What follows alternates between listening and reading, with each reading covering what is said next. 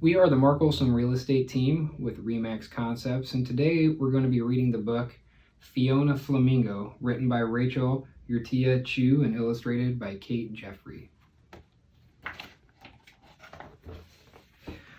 On a beautiful sunny afternoon where life was simply the best, a little flamingo named Fiona hatched from her egg in a nest.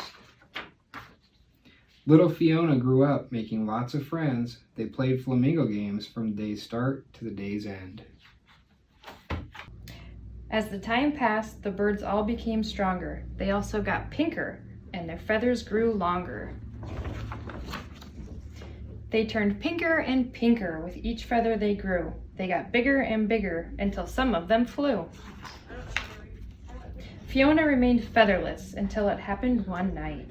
She woke up with feathers, but they were bright white. The other flamingos gasped and stared at her in shock. They couldn't believe what they were seeing and wildly began to squawk.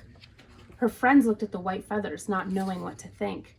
"You're not the right color. Flamingos are supposed to be pink."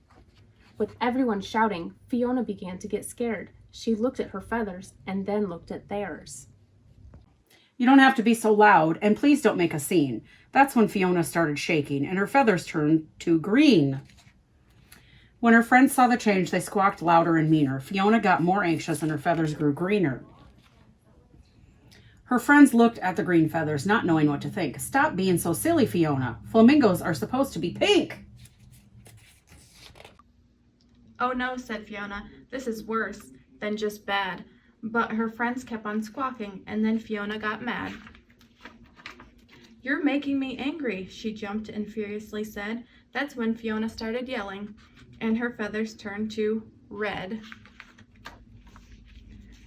The flock became silent, hoping things would get better, but Fiona got madder, and her feathers grew redder. Her friends looked down at the red feathers, not knowing what to think. "Don't you think you should calm down now? Flamingos are supposed to be pink." They all rushed to hug her, and now Fiona felt bad. Her anger was fading, but now she felt sad. She whimpered and cried, "I'm all mixed up in hue." That's when Fiona started sobbing, and her feathers turned blue. The flock watched from afar and their concerns grew truer, but Fiona got sadder and her feathers grew bluer. Her friends looked at the blue feathers, not knowing what to think. "Just what kind of bird are you? Flamingos are supposed to be pink."